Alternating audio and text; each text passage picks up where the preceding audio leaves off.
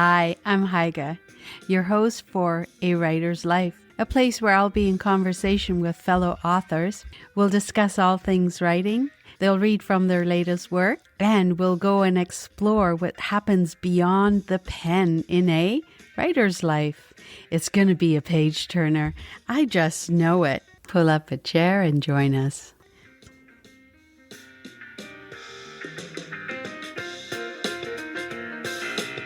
Welcome, listeners, to another episode of A Writer's Life. I'm recording on the traditional, ancestral, and unceded territory of the Squamish Nation. I'm excited and thrilled to be in conversation with Jenn Ashton, who is an award-winning author and visual artist living in North Vancouver, BC, Canada. She's the author of the prize-winning article Siamelaht in the British Columbia History magazine. Her debut novel, People Like Frank and Other Stories from the Edge of Normal, was published by Tidewater Press in 2020. Jenn is currently working on numerous projects, including a book about the history of her family. Jenn just completed a year as a teaching assistant at Fraser University's Writer Studio. She's the writer-in-residence at British Columbia History magazine and is studying at the Harvard Graduate School of Education. Jenn Ashton is a woman of indigenous ancestry. Her great-great-great-grandmother was Siamelaht, who came from the pre-contact Squamish Nation family.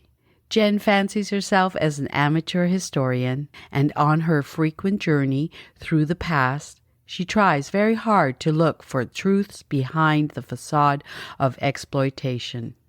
Welcome, Jenn. Thank you very much. That was a lovely introduction. You're most welcome. So I'm going to get right into it. What was it like around your dinner table when you were growing up as a child? My mom was a professional figure skater. So we didn't often have dinner all around the dinner table because there was lessons in skating after school, and then it was running home to grab a bite and then back to the rink. So the really only dinner table that I remember is Sundays at my grandma's and holidays at my grandma's, when the whole entire family would be there, uncles and cousins would be there. So kind of at home, not so much dinner table, but more at my grandparents. So it sounds like you had dinners at your grandmother's table. Did your grandma and your grandpa talk about their early life? And were there any stories that really have stuck with you? I don't know too much about their early lives, but I do know that my one grandpa, my mom's dad, was here very early. His family was from Wales, and they had a hotel, I think, on the island in Ladysmith. I think they were maybe the first ones there who had a business. He was one of the very early trolley drivers in Vancouver. And then he actually built a big portion of Burnaby. He was in real estate and construction, and he's got streets named after him. And so that's kind of hearing about stuff like that and actually living it at the time, hearing about it as it was happening, I always thought was really special. Just another connection to the past. I really connect to those things about the past. Good for grandparents. You spend a lot of time in the ice rink then. Oh boy, yeah. What was that like? Cold. It was freaking cold and I didn't like it. My mom really had high hopes for me that I would love figure skating as much as she did. She was in the ice capades and she was hardcore. And I didn't. I hated the rink, and we had to get up early in the morning and be at the rink before school and then get changed and get dumped off at school, picked up at school, back to the rink, back home for something to eat, maybe something out of the machine at the rink, and then back again in the evenings, weekends at the rink. I always used to think I was just a weird kid and didn't have many friends, but I think that was a pretty big component of it because I didn't really get along with the other kids at the rink because I wasn't into it. I was there because I had to be there. So I missed out on kind of like after school activities, and I was kind of an isolated writer from early on. Can tie that all together with writing because that's really all I wanted to do was sit and read a book somewhere warm. Just going back to what you were saying, you had always known you wanted to be a writer? Yeah, oh yeah. Yeah, from the time I was wee and little, I think once I discovered I could make marks on paper and then make words, and yeah, that was me right from small. I knew that's what I was going to do. Everything that happened to me, everything was going to be fodder for something that I would write. And I knew also that this would never happen until I was like in later life, in my 50s or 60s.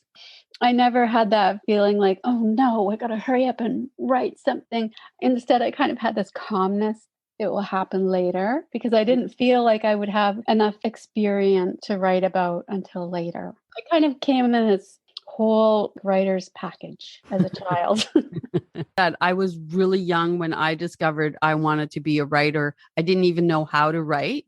And I Hmm. wrote my first piece. It was a goodbye letter to my mom, and it Hmm. was just in scribbles, and I was very dramatic about it. And sister came up to me and she goes, "What are you doing?" And I said, "I'm going to run away, and this is a goodbye letter." And she started laughing at me. So after that, I started hiding my writing because I thought, oh, it's not serious. That's funny that you say that because I had a similar experience when I was around 6 or 7. I think I couldn't write very much. And so I took my notepad and my pencil to my dad and I said, "Here, can you write down what I'm telling you to write?" And he had like so many other ideas. He was like, "Why don't you say it like this? Why don't you say this instead?" And I was just like, "Oh, forget it." And since that time, became hidden also. Yeah. So I would only write in my room. And as I grew up into a teenager, I would, have my journals and keep them hidden. I guess one of the things is almost we're shamed into silence, or how we perceived it, because I think, gee, if I made my sister laugh then, I didn't have the perception of maybe I'm really funny and I Yeah. could write comedy, but I took it internally that I wasn't good enough. That started that hiding. That's a really interesting parallel between us. Isn't that weird? Wow. How did growing up seeing and hearing stereotyping of First Nation peoples affect you? I grew up in North Vancouver, so we were always kind of very close to First Nations. Dan George was still living here. I went to school with loads of First Nations, and I don't think I felt that any of that. The only thing I can say is when I was very, very young, like maybe three, yeah, 3 or 4, I remember watching, Cowboys and Indians on TV. But I never thought, I always kind of had a distinction that that was Hollywood. Like I knew that was acting on TV. And so I didn't really grow up with any kind of, I don't think, knowledge of stereotypes or anything because I was kind of living in the community. And yeah, I don't think those stereotypes kind of came into it.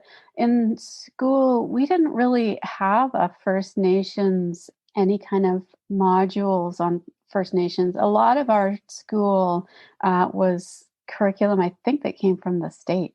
Our history and stuff was, we learned about, the Mayflower. And so, yeah, I don't remember really learning any kind of Canadian history or First Nations history in elementary school. When we were growing up in the 70s, I think all of the adults were kind of talked in stereotypes, family members, just saying derogatory things about people. So I think we really did grow up in that. First Nations was concerned, that was a topic that was off the table at my house. So never came up, never came up. Hmm. You write in BC History magazine in the just published article, The Pursuer's Dilemma. So I'm going to quote you: "The true past is there, waiting for us to welcome it back." For me, that line really stuck with me. Being a bit of a history buff myself and having done so much research on Nazi Germany for my novel, Hmm. I understand how important it is to know your family's past and have an encompassing view of one's cultural history. Hmm. Can you speak a bit about where and how you gather the truth of the past, and how has learning your true history impacted you? Finding my true history was really hard. My uncle, my dad's brother, he started doing our family tree decades ago. And many, many years ago, he sent us each like an 11 by 15 photocopy of a bit of our family tree. But at the top, it just had in brackets, name unknown. And that is all I had to go on, was this invisible person at the top of our family tree who turned out to be Siamelaht. So it was kind of by fluke, and God, it took me years of asking people and searching through archives and searching through trying to find material. At the time I started looking, the federal indigenous archives, we were not allowed to look at it. And that was just recent history. So there was a lot of stuff that I couldn't see, I couldn't find. Why weren't you allowed to look at it? It was not available for public viewing. So that's changed now, and they are starting to put everything online. So it's available to people. I think all of it is now anyway. So it was a lot of hit and miss. I'd find one thing, it was like one step forward, 9 steps back, because I would find one little bit of a thing, like a name that was like spelt wrong, or a date or something. And yeah, it was just really hard, and it was frustrating and broke my spirit. I feel like I'm a little bit of a perfectionist and that I should be able to do everything. And so when I kept getting knocked down and knocked down, it was really hard. But then I would find something else, and it find something, and then bit by bit stumble across something, a different spelling of a different name or something, and it would take me a little bit farther, and it would light the way for a little bit more research, always working that way. So yeah, it was really hard. It took me years and years. And then finally, on one weekend, when there was a free weekend of newspapers.com, I was searching in the archives, and I opened up a page and saw my granny there, a painting of her and her name that we never knew, and a whole big full page article in the Vancouver Sun written by the painter, Mildred Valley Thornton. And it was amazing. It was a huge breakthrough. I emailed all the family, and pretty amazing. And since then, yeah, I've gone on to find our family nowadays. And we've got so many connections. And of course, we're like related to almost everybody. And yeah, it's just been amazing. Find that link in history and that link with the past, and you're like, yes. Once I found out who she was, and I was able to, at that point, I was able to go to the band, to the Squamish band, and they gave me pages of my family history and the family tree and everything, because I had to get to that point to prove who I was to them, prove the connection. And once I had that, yeah, I was like, my God, this is who I am. I had always kind of felt, well, like I mentioned, alone and isolated. And suddenly I had this whole family around me, like literally around me here in North Vancouver. It was amazing. One special thing was that I was a teen mom. Yep. And I found out all through history, generations, teen parents, all the way back in time. So I suddenly was like, oh. What was one of the biggest things that you discovered about your family history? I think probably was finding out that they lived in a village in Stanley Park called Khoi Khoi. I hope I'm saying that right. I think in English they say Hoi Hoi, but I don't think that's completely correct. Anyways, and it's right at Lumberman's Arch.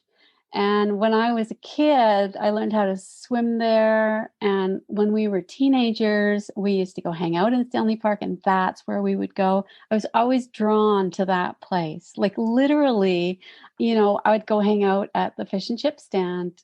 They were great fish and chips, but for some reason, I always wanted to go right to that area. And that's where they lived, right there.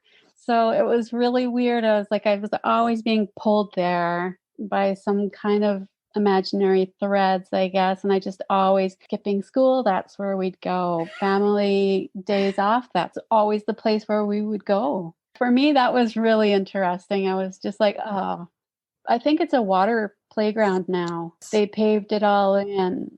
So it was pretty special to find out that feeling that I had to be there.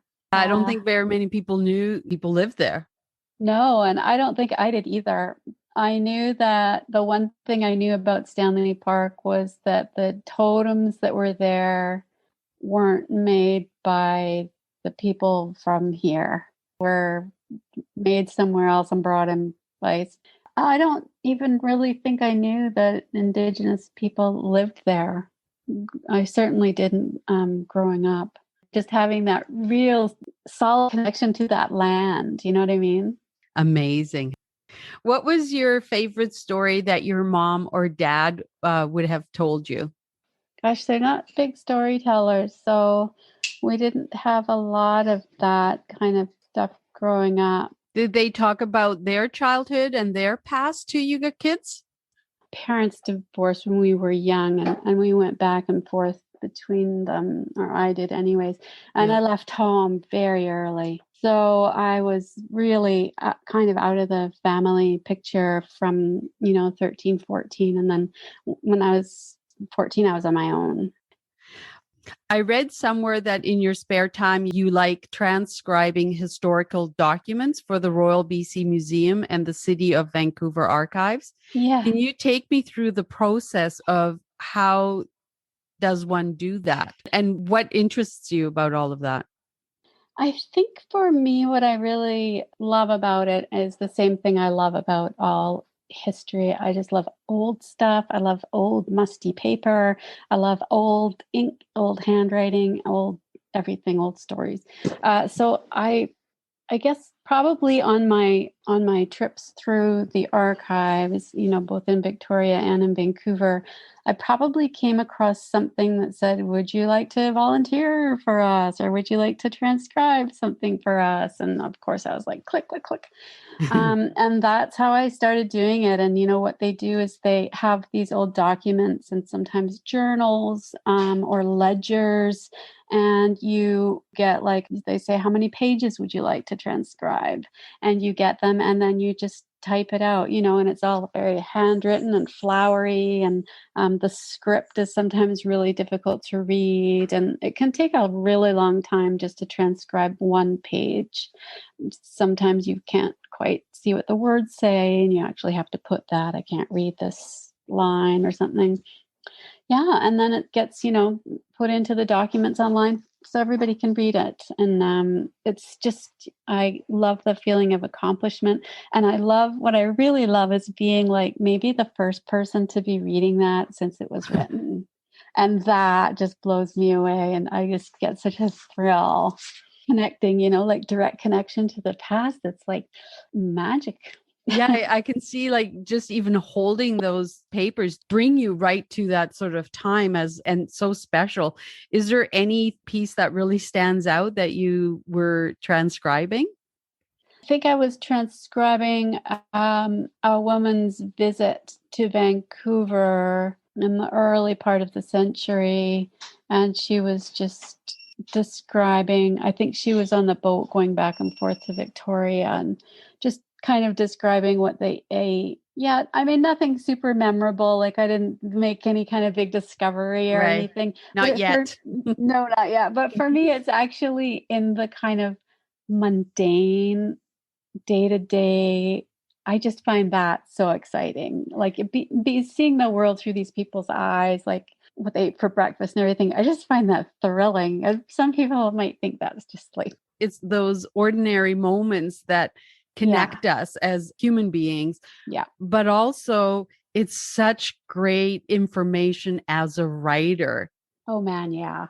Yeah. And although I don't write historically like that, historical fiction or whatever, I just being able to have the feeling of reading that and then having that feeling stored inside you that you can, it's just, yeah, it's something else to draw on when you're writing. And I feel really honored that I have that, because that is so special. Somebody's part of their day. That brings me to the next question. Your novel, People Like Frank and Other Stories from the Edge of Normal. You write about such ordinary people and you capture the beauty of their life. And it's the smallest moments so well written poetically. For me, I feel I know these people and I can relate to them. I see part of myself in their characters. And then the pictures, your paintings, they're the paintings in the novel, you've done them. Mhm. That too really adds an element of authenticity. Okay, listeners, I won't leave you hanging any longer. Here is Jenn Ashton reading an excerpt from her book, People Like Frank and Other Stories from the Edge of Normal. All nation soup. My granny used to make this thing called all nation soup. It was basically hamburger soup, but it had 4 kinds of beans in it. I think she just made it up from what she had. We had it every Sunday at her house when all of our parents dumped us off there to go and do whatever they did on a Sunday afternoon. I'm pretty sure it was not to go to church. I think my mother went to work and my father to the bar, or maybe they just all went back to bed, happy to be rid of us for a few hours. All of the cousins would be there, the aunts and the uncles driving up in a queue outside the old apartment block, some nodding to each other from the driver's seat and others hungover and ignoring everybody. We would all rush up to the glass with the big words Regent Manor in gold writing. It was always a race to see who could push the buzzer, and then we'd lean against the dirty white stucco and feel the sharp glass pieces through our t-shirts, jean jackets, and windbreakers, and wait for Granny to buzz us in. The first thing we would do was huddle in the kitchen and watch Granny stir the soup pot and start to build up that soup. The dank smell of beans when the pot reached a boil would hit our noses before she put the other ingredients in. "That's the way it's done," she'd say. "You have to start with nothing and build it into something. That's where the magic is. First you have nothing, and then you have something." And she would wave her wooden spoon with a flourish, like a wand, and smile her gummy smile, her gray perm bobbing as she laughed, while she slowly moved around the small kitchen, the arthritis already having taken firm hold of her small, stout 65-year-old frame. We had heard different versions of this every Sunday for as long as I can remember, but Granny's lessons were never boring, and usually combined a recipe of some sort with a bit of family history, and most times a moral tacked on the end just to keep us pure. Now that I'm grown up, I know how long she must have spent making that soup for us, because beans take a long time to make. I know she must have had patience and so much love for us to make that special thing for us kids every Sunday. We would all roll in, 10 of us more or less, and get dumped off around 2 or 3 in the afternoon. We'd kind of bum around until supper time, when we would all sit around the old table.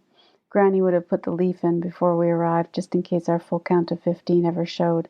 We never did, except Easter, Christmas, and her birthday. But she always put on a nice, freshly pressed linen tablecloth for us, and we got to use the good old-fashioned roses china, and the forks and knives out of the locked wooden box from the bottom of the china cabinet.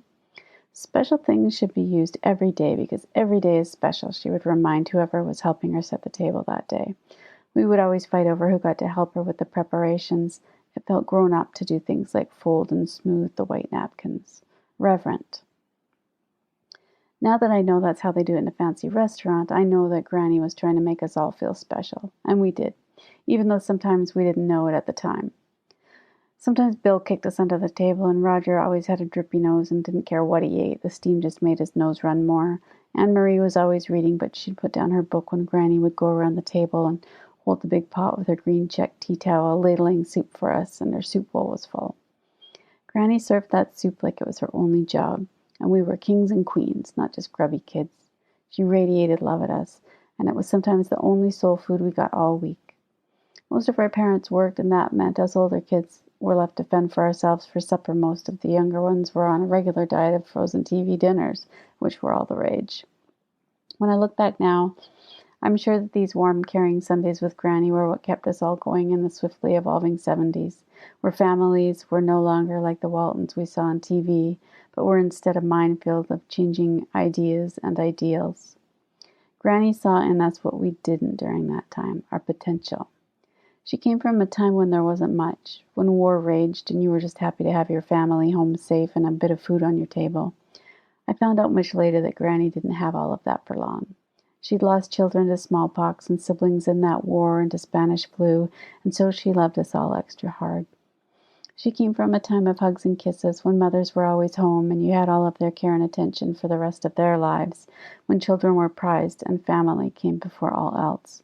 And now she witnessed us living in a world of broken homes and hard words, so there were no harsh words here. No sit up straight, or why are you making that face, or wait till your father gets home, or eat everything on your plate or else. Instead, there was just a relaxing in, an unspoken conversation of sorts between us and her, where we all felt like royalty sitting at her table, where she listened to us talk and modeled good behavior and had us in stitches holding our sides at least once during every meal when she related family stories from her day. Grandpa driving the first trolley cars, or great granny working in the hardware store. We hung on every word. The cold world outside stopped, and we could breathe at Granny's table and just be ourselves. Beautiful, Jen. And here we are back at the dinner table. How long did it take you to put this beautiful collection of stories together? I should tell you how most of the book was written. There's National Novel Writing Month every November. And in November of 2019, instead of writing my 50,000 word novel, I decided to write a piece of flash fiction every day. So most of these stories were written as flash fiction pieces in that month in 2019. The publisher came to me and said, "What have you got that we could see?" And I said, "Well, I've got all these short stories."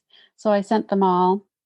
And I think I sent probably tons, actually more, some 20 years old, bits and pieces of all kinds of stuff. And they put together these ones. And yeah, the majority of them, I think, were written in November. I was asked to expand a lot of them to make them longer so we would have enough for a book, because some of them were quite short. And so that's kind of it. And how I wrote, I don't ever go in with a plan of I'm going to write about this.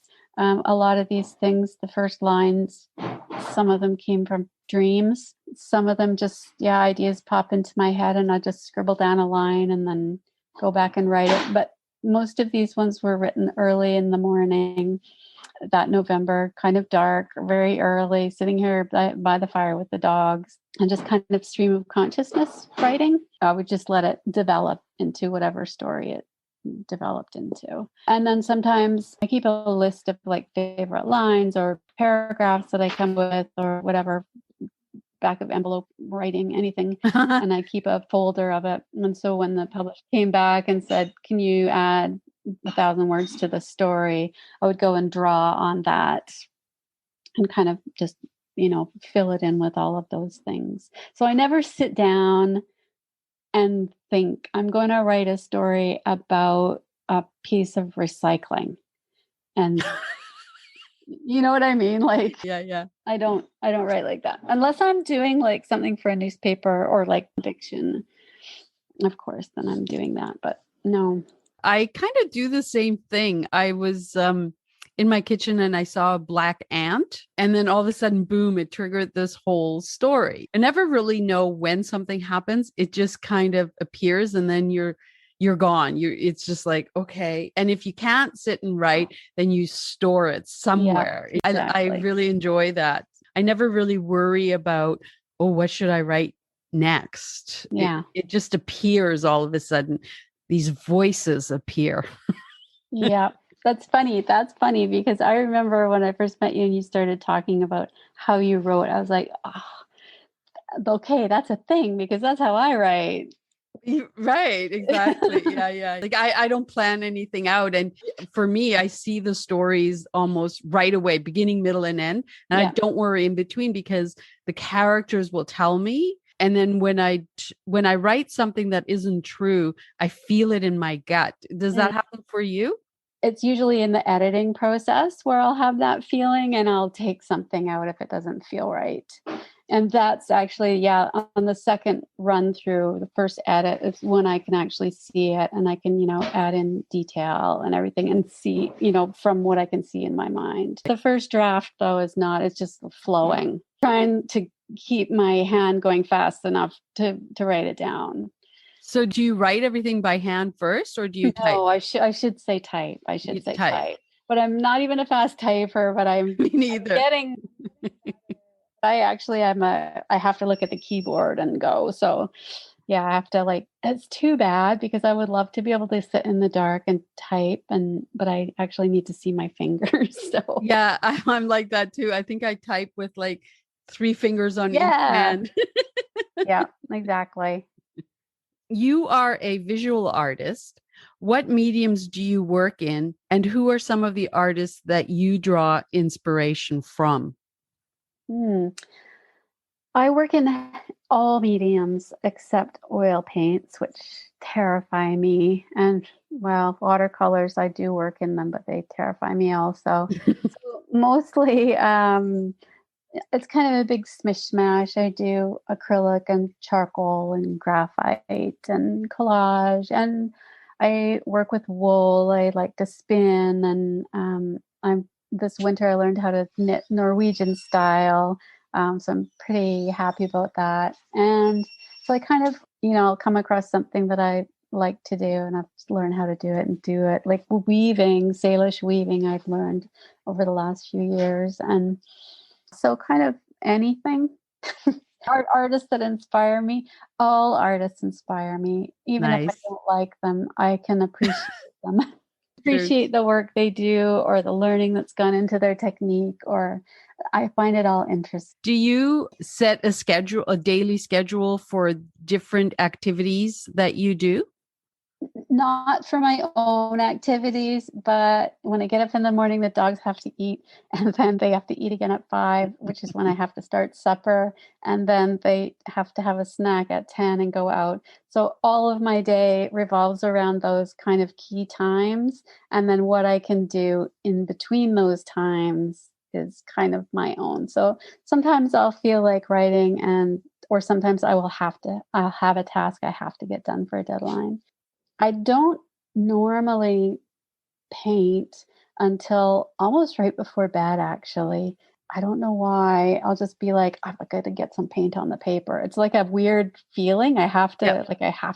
It's like an Yeah. itch. So I'll have to do that. And in the day, what am I doing in the day? I'm like cleaning or I'm doing laundry, and not even garden things, not even like fun stuff, just like, yeah, menial things. I don't know. I don't mind it though. I like puttering. But if I have something like, a magazine or article that needs to be done or something like that, or we're doing a workshop, and I think in the day I kind of do my worky stuff. Yeah. And then in the morning when I get up, I'll do writing if I don't have worky stuff to do. And then at night I'll do painting. And then the writing in the morning. I never used to write in the morning, but of course, when we were in the writer's studio and Stella always said she would get up and early and write, I was like, okay, I should probably try that, because I was just like, whenever. But when Yeah. you're on a book deadline and you're doing edits and everything, you really kind of need to filter down to find that perfect writing time where you can kind of get the most bang for your buck. Started writing in the mornings. Yeah. So that one thing is something that I always do, is write in the mornings. Nice. What are you working on right now? Um, in terms of writing, I'm working on my last 2 articles for the year for the BC History magazine. In terms of art, I'm working on a stop motion project with a composer in the UK who's given me some music to work with.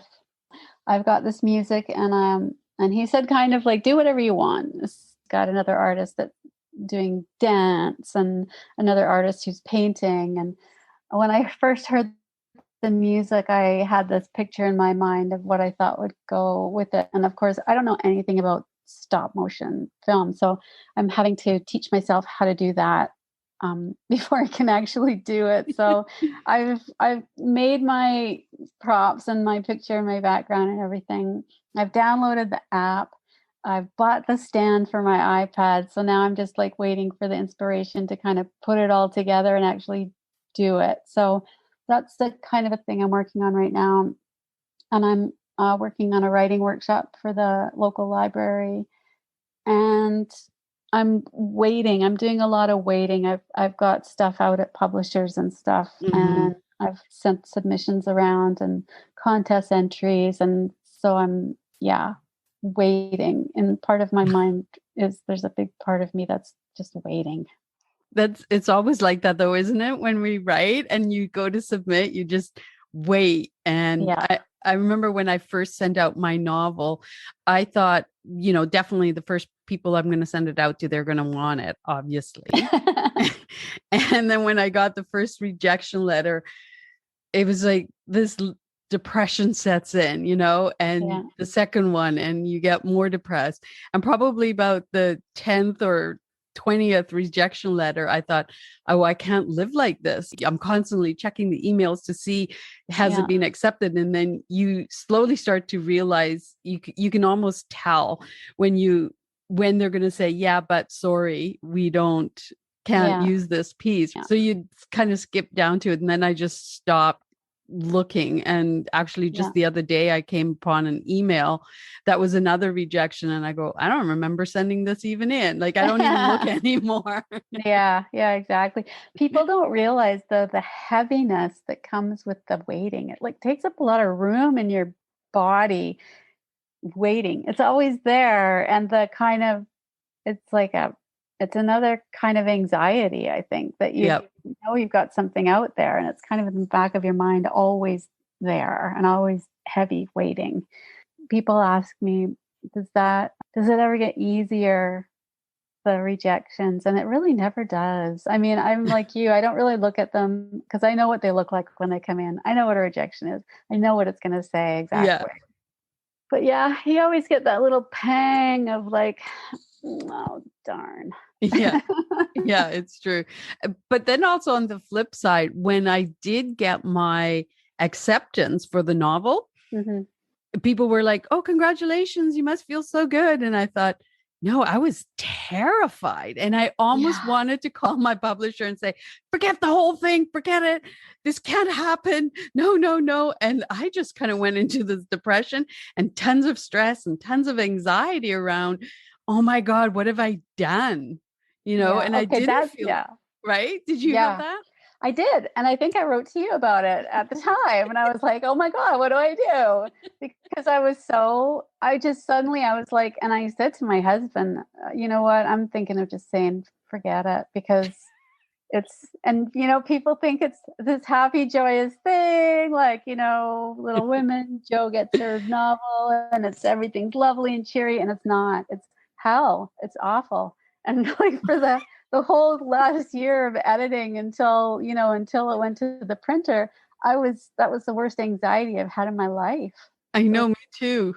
it was It was terrible. terrible. I think afterwards I got shingles from it, all the stress around it. It was like, this isn't good. You must feel so great. I'm like, no, I have shingles. This is terrible.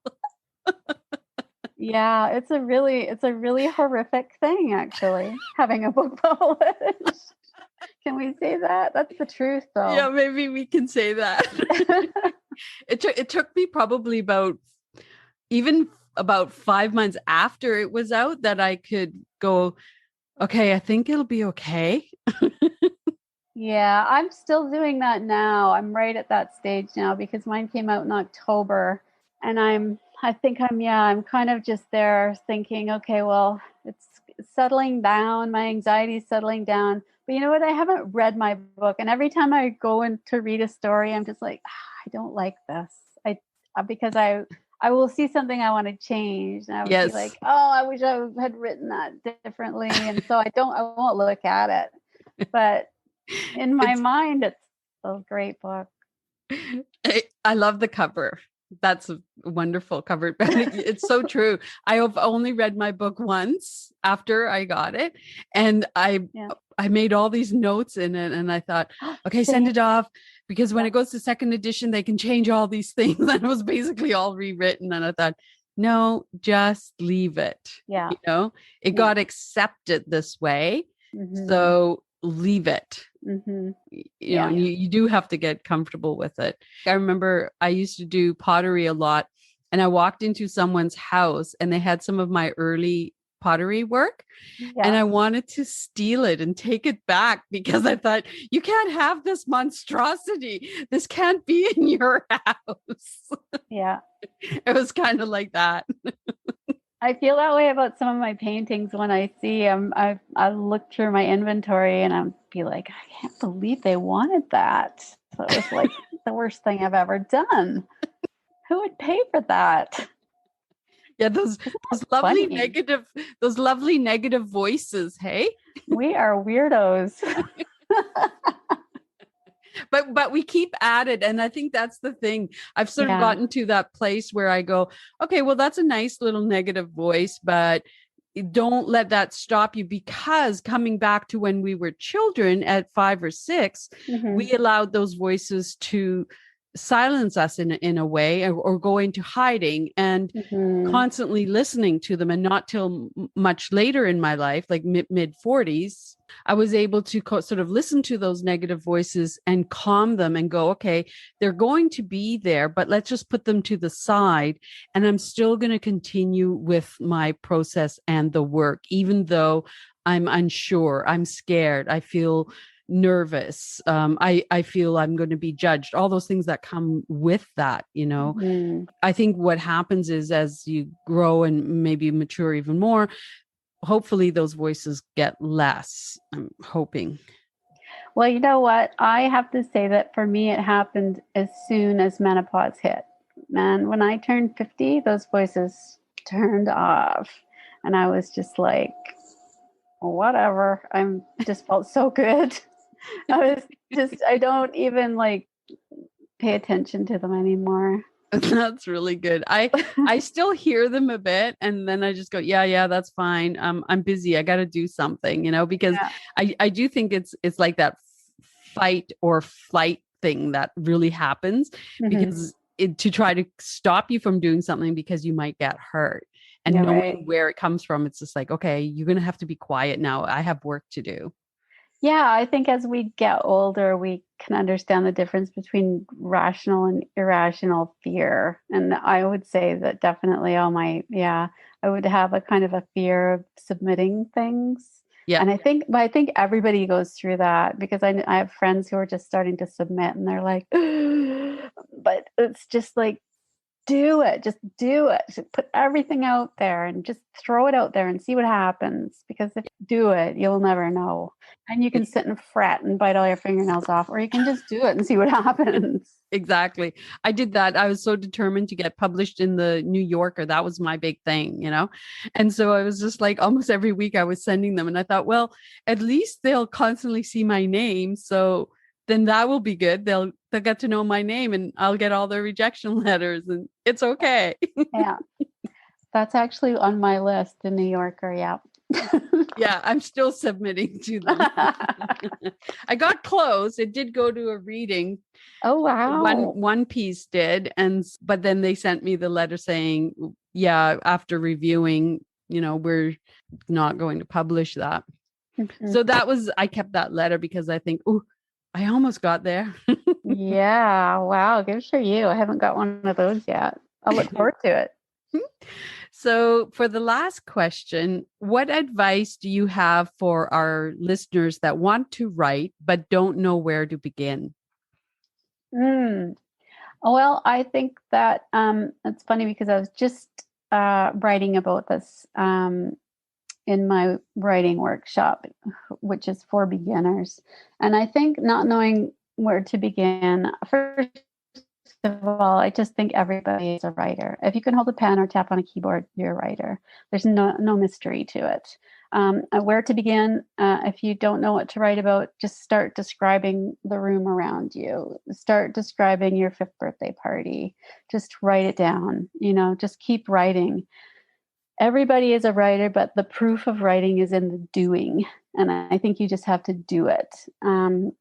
If you feel like you can't write, or you feel like you have a writer's block or whatever, just go past that. It's not real.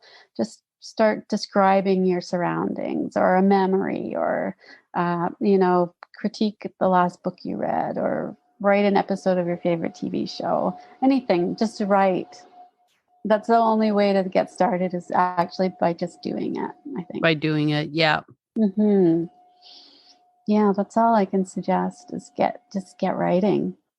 Jenn, I totally loved our conversation, and thank you so much for letting me interview you. It was a delight. I learned so much more about you, and I'm totally inspired. And I feel like I've got somebody who understands what I go through.